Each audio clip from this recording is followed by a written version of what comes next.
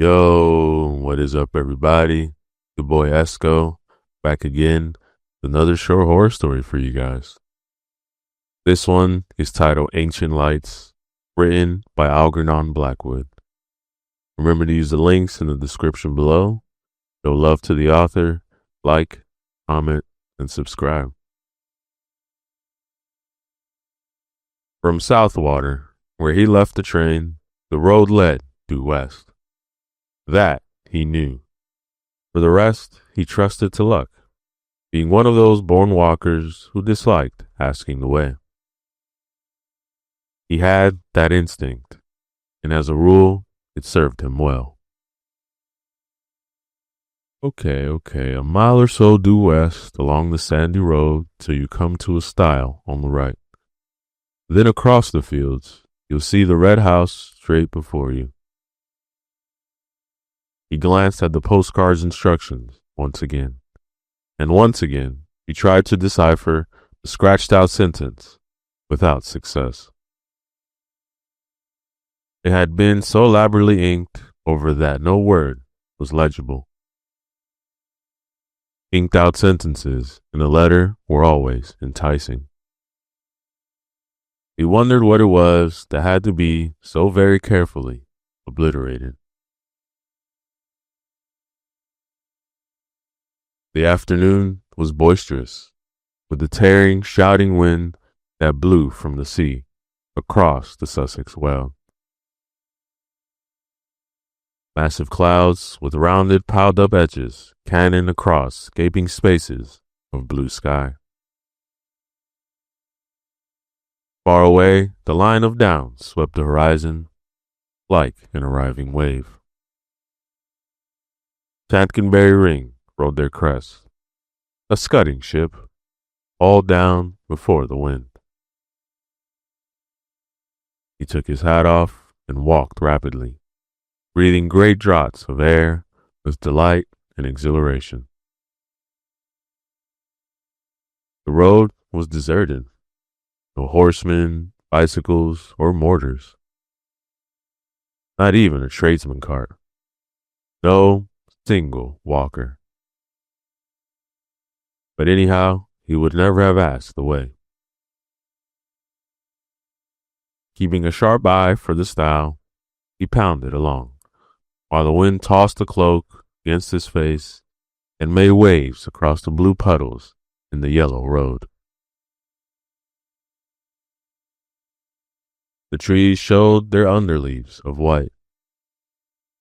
The bracken and the high new grass bent all one way.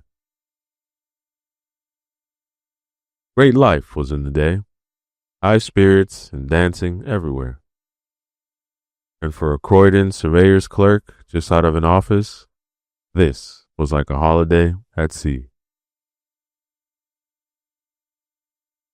It was a day for high adventure, and his heart rose up to meet the mood of nature.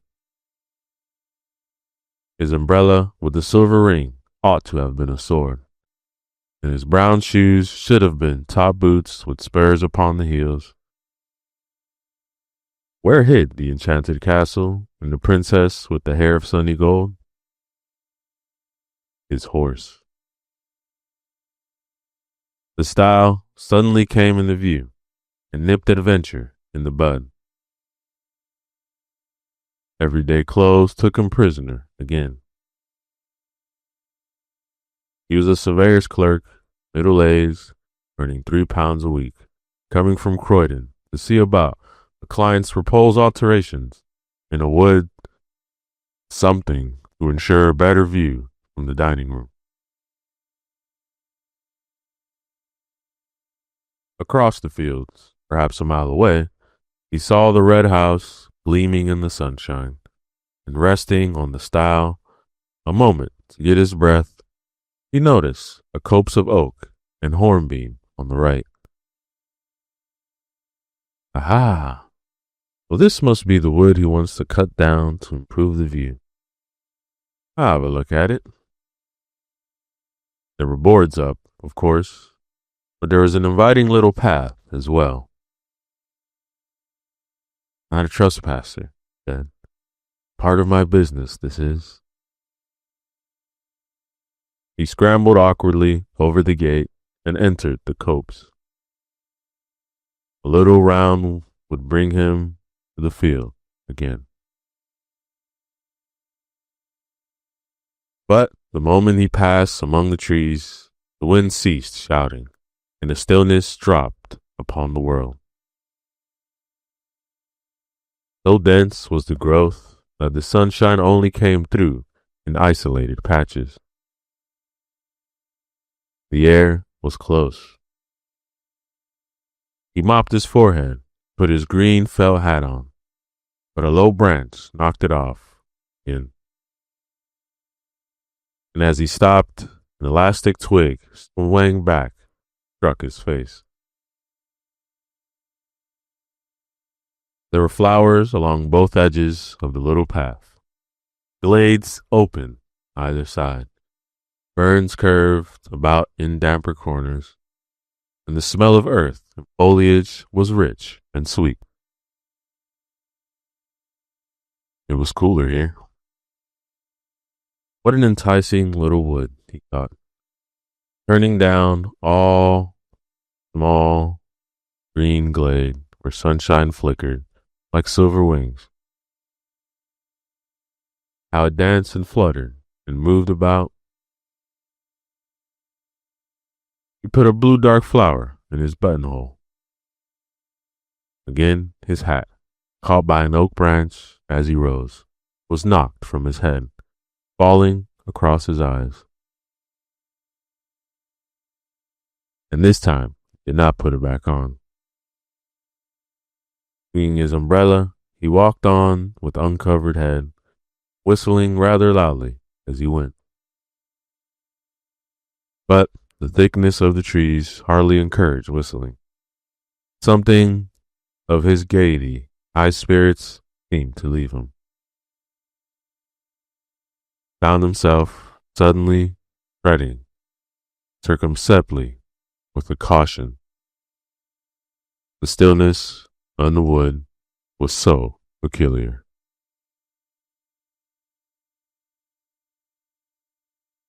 There was a rustle among the ferns and leaves. Something shot across the path 10 yards ahead.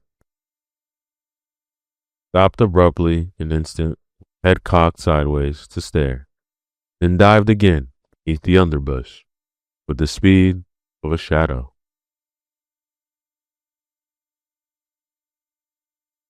There was a rustle among the ferns and leaves, and something shot across the path 10 yards ahead. Stopped abruptly, an instant, head cocked sideways to stare, then dived again beneath the underbush with the speed of a shadow.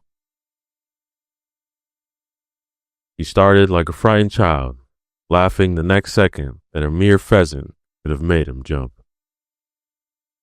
In the distance, he heard wheels upon the road, and wondered why the sound was pleasant. Ah, good old butcher's cart, he said to himself. Then realized that he was going in the wrong direction and had somehow got turned around. For the road should be behind them, not in front. And he hurriedly took another narrow glade that lost itself in greenness to the right. Ah, that's my direction, of course. The trees has mixed me up a bit, it seems.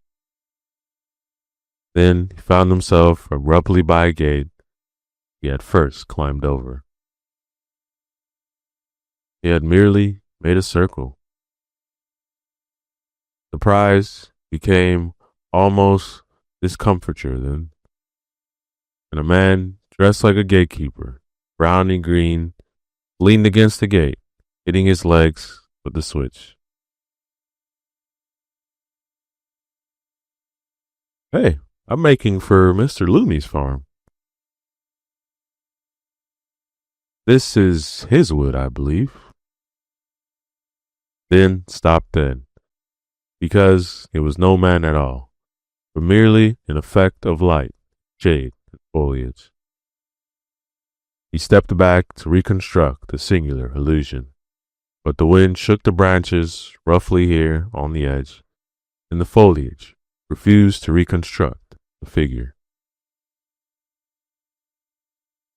Leaves all rustled strangely, and just then the sun went behind the cloud, making the whole wood look otherwise. Yet how the mind could be thus doubly deceived was indeed remarkable, for it almost seemed to him the man had answered, spoken, or was it the shuffling noise the branches made, and had pointed with his switch to the notice board upon the nearest tree. The words rang in his head, but of course he had imagined them. No, it's not his wood, it's ours. And some village wit, moreover, had changed the lettering to the weather-beaten board, for it read quite plainly, "Trespassers will be persecuted."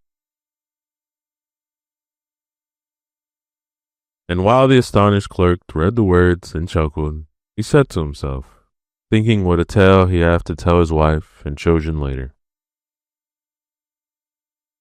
The blooming wood has tried to chuck me out. But I'll go in again. Why? It's only a matter of a square acre at most. I'm bound to reach the fields on the other side if I keep straight on. He remembered his position in the office. He had a certain dignity maintained.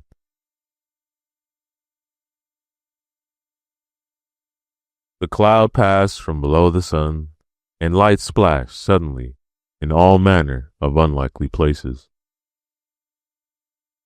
The man went straight on. He felt a touch of puzzling confusion somewhere. This way, the copse had a shifting from sunshine into shadow, doubtless troubled sight a little. To his relief at last, a new glade opened through the trees and disclosed the fields with a glimpse of the red house in the distance at the far end. But a little wicket gate that stood across the path had first to be climbed, and as he scrambled heavily over, for it would not open, he got the astonishing feeling that it slid off sideways beneath his weight and towards the wood.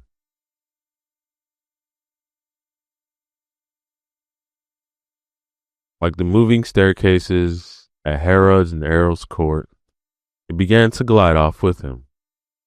It was quite horrible. He made a vital effort to get down before it carried him into the trees, but his feet became entangled with the bars and umbrella, so that he fell heavily upon the farther side.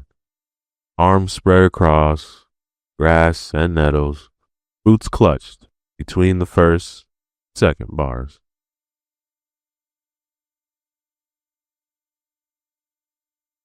He laid there, and while he struggled to get disentangled, feet, bars, and umbrella formed a regular net. He saw the little man, browny green, go past him with extreme rapidity through the wood. The man was laughing. He passed across the glade some 50 yards away. He was not alone this time. A companion like himself went with him. The clerk, now upon his feet again, watched them disappear into the gloom of green beyond. Ugh, they're tramps, not gamekeepers. But his heart was thumping dreadfully, and he dared not utter all his thought.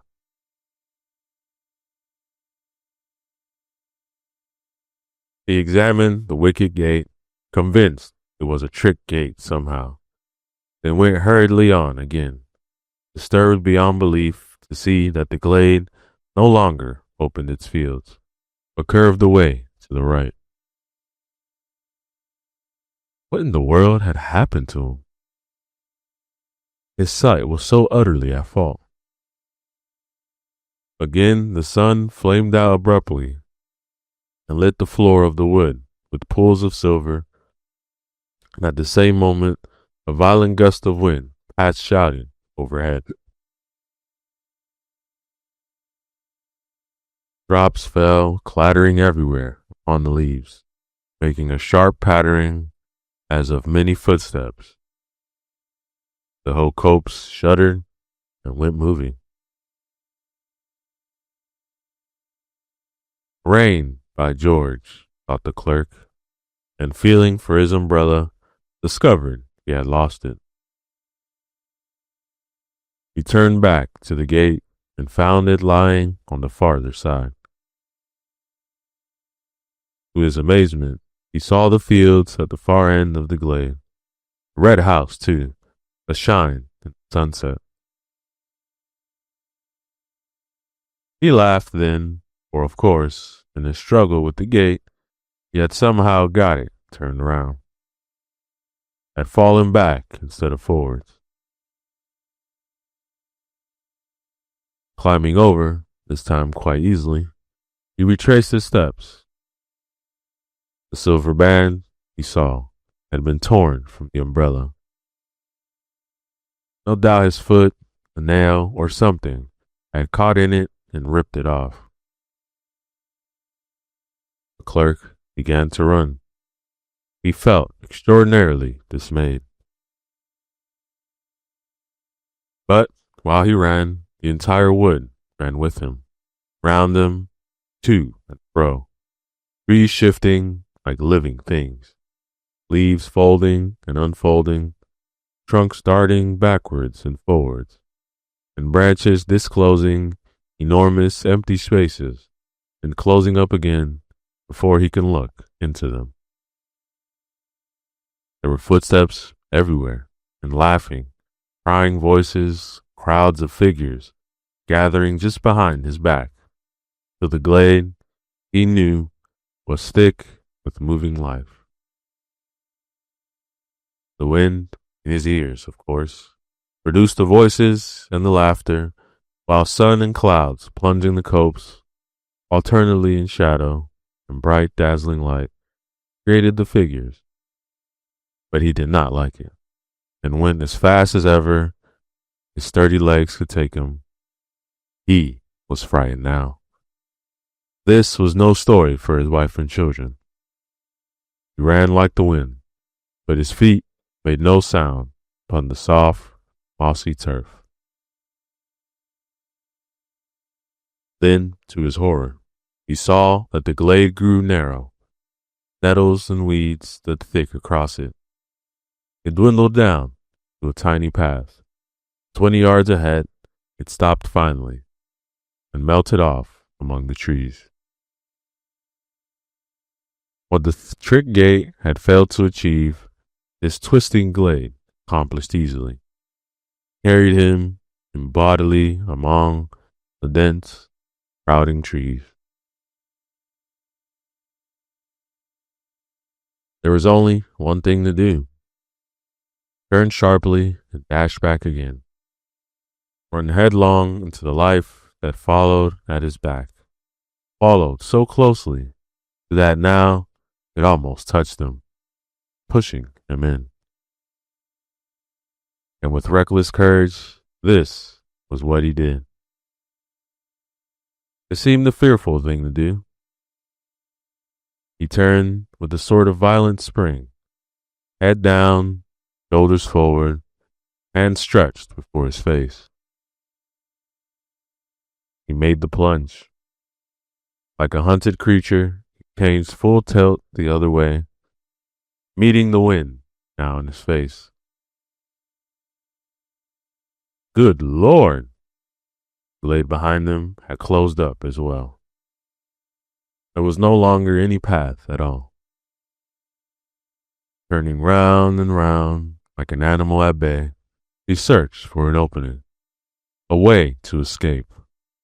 Searched frantically, breathlessly, terrified now in his bones.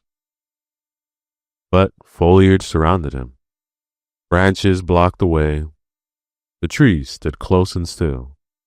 unshaken by a breath of wind, and the sun dipped that moment behind a great black cloud. The entire wood turned dark and silent. It watched him.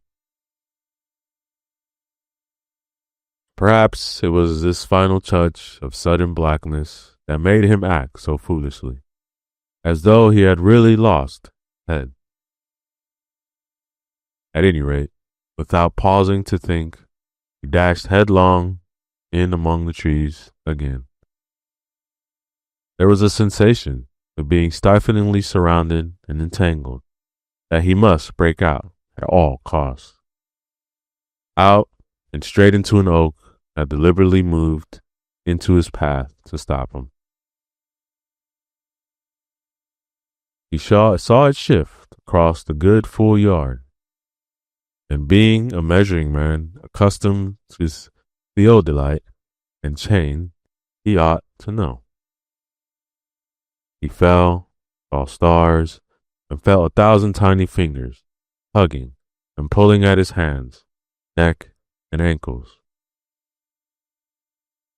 Stinging nettles, no doubt, were responsible for this.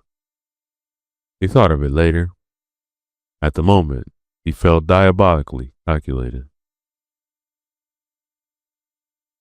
But another remarkable illusion was not so easily explained.